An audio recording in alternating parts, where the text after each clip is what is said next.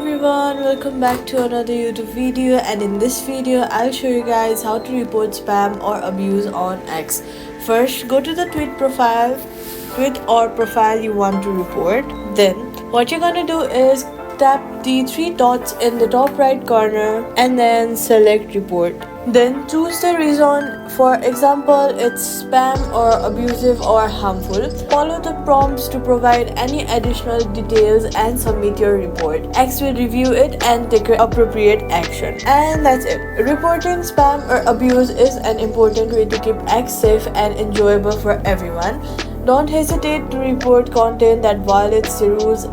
It helps to protect the community and maintain a positive experience online. Thank you so much for watching. If this tutorial helped, make sure to like, share and subscribe for more X tips and tutorials.